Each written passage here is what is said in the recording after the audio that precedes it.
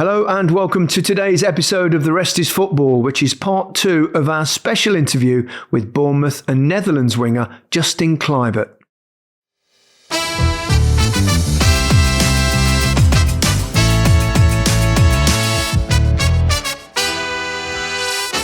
How irritating is it to be constantly asked about your dad? I mean, I would imagine every interview you ever do, and I've tried to kind of ease off on that at that front at the moment, but I suppose it's part and parcel of having a successful footballer as a father. Exactly. And what I always can say about that is I'm just super proud. It's special, you know? To have a dad like that is something special, what he has achieved. So you're always going to have the comparison.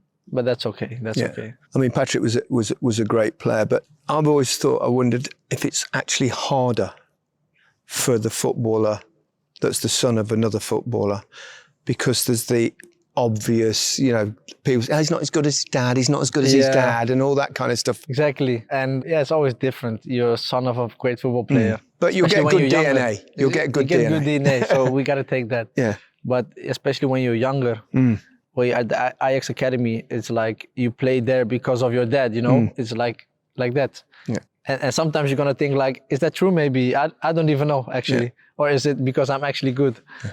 But I always what I said. It's usually the other parents in the touchline that cause it. Exactly. I remember, this is a true story. I stood on the touchline watching my son, George, he didn't really get the good genes, right? So he was playing up front. One of the mothers of the other team came over and she went, "Oh, is that your son, isn't it, playing over there?" I said, yeah, it is. She went, "I thought he'd be better than that." Yeah, exactly. And I turned to her and I said, "You should see his mother play. She's shit."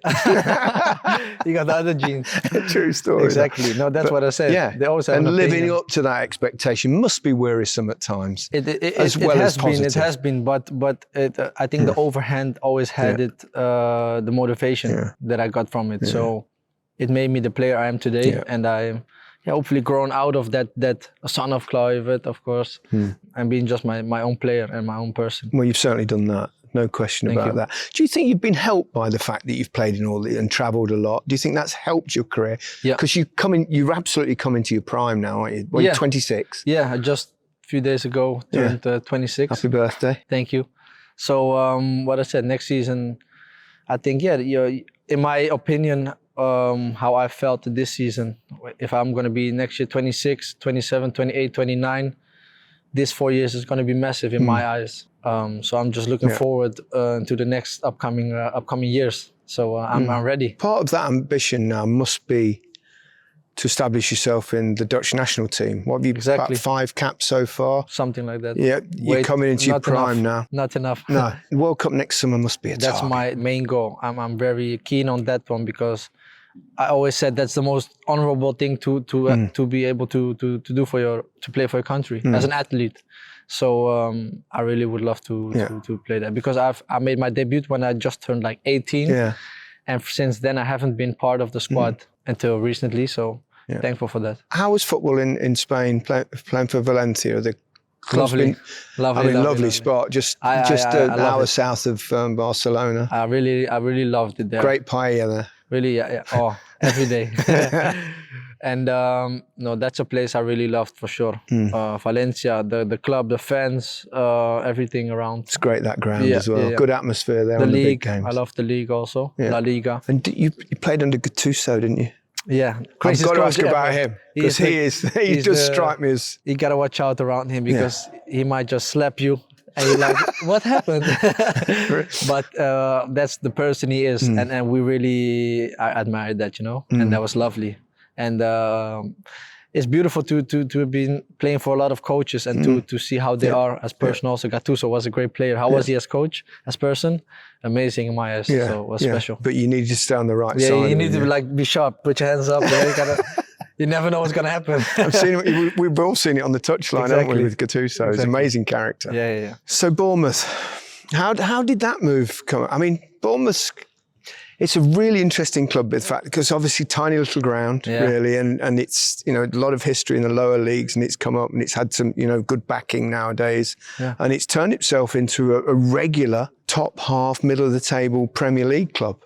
Yeah, that's what we're aiming for, top half for sure. Yeah. What I said, this vision the owner had and the players he attracted and the training ground he facilitates, that shows it. And then in my eyes, it's just a matter of time for a club like this to elevate to that next level. And that's what we're doing at this at the moment. So I mean, it's this training ground's a it's point as well. I mean, this is obviously the indoor part of it. But yeah, it's incredible. Yeah. So it's an honor to be a part of that for sure. Yeah. Where do you live? Without giving your address away, I don't want to obviously do that. But I live. It's like 20 minutes from. It's called Poole. Poole, yeah. It's near Sandbanks. Yeah. I think a lot of people know that. So the sun is out this week. So I might have a walk with the dog at the beach. Yeah, it's known for our weather. We're known for our weather in this country. Not really, but absolutely. So Andoni Iraola, right? I mean, he strikes me as someone who really knows what he's doing. Yeah, very motivated, very focused. And a real winner also, you know. You didn't have a little look over there just to make sure he's not here. But I have nothing bad to say about him. No. And because he just, he fulfills his, I wouldn't say what everybody expected from him because nobody, but he over does it, I think. But he's, I think, very cool. That's his thing, you know. And he brought his tactical ideas to the team. And we really believe in what he wants. I mean, particularly good around the high press and amazing. I mean, hard work. Very hard work, especially if you play. This weekend we play City, but I remember like sometimes for the cup we play them, and then it's difficult if you have no press. If you can't get the ball, it's tough. Yeah, because you don't get it for another 10 minutes. You don't get it for that, and then you're gassed. Yeah. What's he like with the man-to-man side of things? Yeah, very good. Yeah. What I said, I speak a bit of Spanish, so we speak like Spanish English with each other. Spanglish. Spanglish. So that's a nice one. Yeah. So special. I know him from Spain already. I remember how I came here was actually Bournemouth came to watch a game for him at Valencia, and I played amazing that game. I also scored a penalty, where I'm known for now also. Well, definitely. Hat-trick of penalties. And I scored a beautiful one against him. And I played a great game. And I think from there, the interest came for sure. Yeah, he spotted you on that occasion and got you over. While we're on the subject of penalties, I mean, to score a hat-trick in penalties, it hadn't been done ever in the Premier League before. Another record. Yeah. You'd better tell Guinness. Yeah. And I've always thought, because I took 2 in one game once, but never 3, because even taking a second one bamboozled me. I thought, what do I do with this one? Yeah. So there must be an element of the third one thinking, right, I've done that, you're trying to outthink the goalkeeper. Back in the days, I was never a penalty taker. Really? Because it strikes me like you've got an amazing variation on your penalties. Sometimes you do the not looking at... That's the key. Don't look at the ball one, which always freaks me out. That's the key. Like, before you take, the keeper don't know what you're going to do. Am I going to look or am I just going to shoot a corner? It's like, switch it up. Change it around. Change it around. Because if you have one tactic, for example, was it the Jorginho of Bruno Fernandes? Maybe the little, you know? That's like, we know it now. Yeah. And with me, it's like, okay, I don't know what he's going to do. I'm sorry. On the technical aspect, this is just me being curious, because I never taken a penalty like that without looking at the ball. So basically, but I suppose the advantage it gives you is that the goalkeeper also knows that he can't go early. Exactly. So therefore, it gives you a little bit more of the goal to score. And it's not necessarily that he's going to go the other way. Exactly. But it gives you a bigger space. Is that right? That's also exactly right. Yeah. For example, if I choose to look at the goalkeeper and I look up and I see like he does amazing, he stays standing. Yeah. The only thing I have to do is to put it in a corner. Yeah. And the speed, he's got no chance too of much speed it. for him to jump to that corner. Until this day, Let's see. Maybe a keeper has something special one day, but I hope not. 2 hat-tricks this season. The other one was no penalties at all. No penalties. How many hat-tricks you scored prior to that in your career? 1. Only 1 before, so you doubled your... Well, I went over it. Tripled your tally, I suppose it works out, doesn't it? Go 1 to 3. Tripled your tally, Yeah, exactly. Time for us to take a quick break. We'll be back in a moment. Let me talk about, I always ask this of guests, some of the best players you've played with over your career Frankie first, de Jong. and then we'll come to Bournemouth players I want to talk about. Frankie de Jong. Frankie de Jong, yeah. He's amazing. He's just amazing. Was that at Ajax? Yeah, at Ajax. just amazing. Could you see that he was going to be a top player? For sure, Yeah. for sure. No doubt. I always said Matthijs de Ligt, who I played with, just amazing. From the age of 16, he was at Ajax, just phenomenal. Yeah. A young captain already at Ajax. So Matthijs de Ligt, Frenkie de Jong. Frenkie de Jong. But I also played with like legends like Edin Dzeko.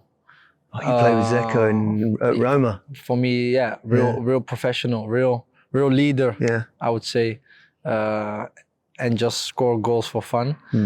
And so that's something special for sure.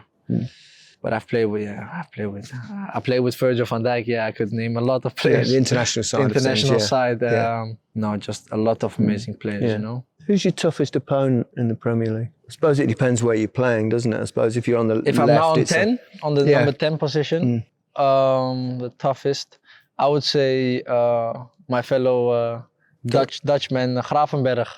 I would say because I can't say that. Do it one more time. Gravenberg. Gravenberg. Yeah. Gravenberg. If I say that, and if I said that on the TV, people go, "What the hell is he doing?"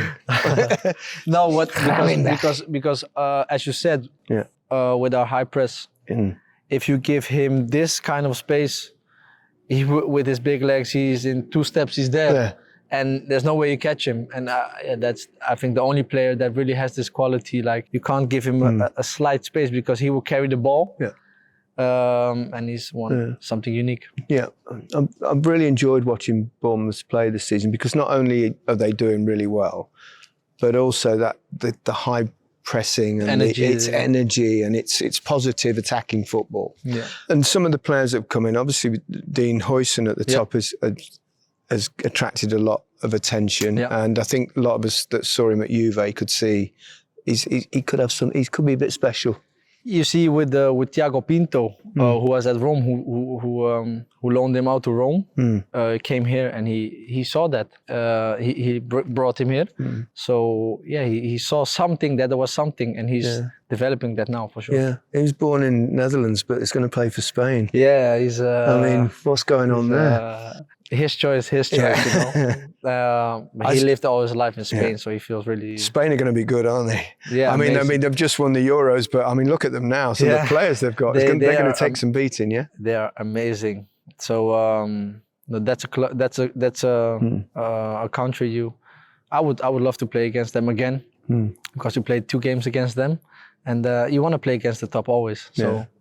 But I said my big goal is to play for the World Cup for sure. Yeah, I'm sure it is. You seem to have a good relationship with Evan Nilsson. Evan Nilsson, I would say so, yeah. Yeah, it seems to come over. Can grow even better. Yeah. Also has grown into the player that he is now. Do you think it takes a while to adapt to the Premier League? Yeah, for sure. I think also to every league, but it's better this way than coming here and scoring a hat-trick in your first game and then going down. Yeah. So it's way better how he's going up like this. So you don't want to go like that, you know. So I think that's a positive, and he can do also even better than he's doing at the moment. I feel so. Yeah. He has a lot for next season. He's got goals in him. I can see his movement's good. We can find him way more, I think. Yeah. And he can score double the amount he has now. Got some exciting players here. Yeah. It must be a great time to be at a club. It just seems like a happy place. Is that? It is. Yeah. It is for sure. The guys around, we are friends with each other, and first of all, we are friends, and then that makes it even more special. So. Yeah, we just have a great group of guys and a lot of young guys also. How does a football club do that to get that togetherness? What's the most important? Is the most important person the coach? If you win games, it helps a lot. It's funny, isn't it? It's always the same. I always said you lose 3 games, they're not happy. Players are not happy. Yeah. But that's football. That's life. Yeah, we just can count on each other. You know. Yeah, if you lose the ball, I could say something about that. You could say something about me. That's only positive. I think because we can't always play good. Or score, but you can always work hard. So that's the key thing to motivate each other in that aspect. What's next for you, Justin? What's your dream? Apart from we mentioned the World Cup. World Cup. That's the one, isn't it? But my dreams to be the best player I can to be, because I in my heart I know I'm doing good, but I can do better, and I always had that. So I'm just hungry. Do you get frustrated by yourself sometimes. Yes, You do. I yeah. mean, yeah. Always. I think that's what brings the best out of you. If you're comfortable, like, oh, I'm all right. I scored some goals this season, some assists, played great matches. No. I don't. I'm not happy with. I'm not satisfied with that. No. I'm angry. If I'm on the bench, I'm angry. Yeah.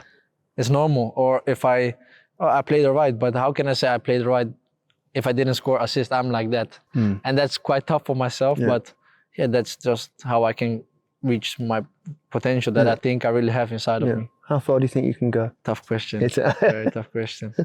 What I say, I just feel now like you have a flower, and I think my flower is just broken. In my feel, I have the feeling, you know, I've been growing, but now the flower broke, and now it's gonna open up. Yeah, it's gonna. That's the open feeling up. I have. Yeah. So I'm just what I say. I'm hungry already for the next season.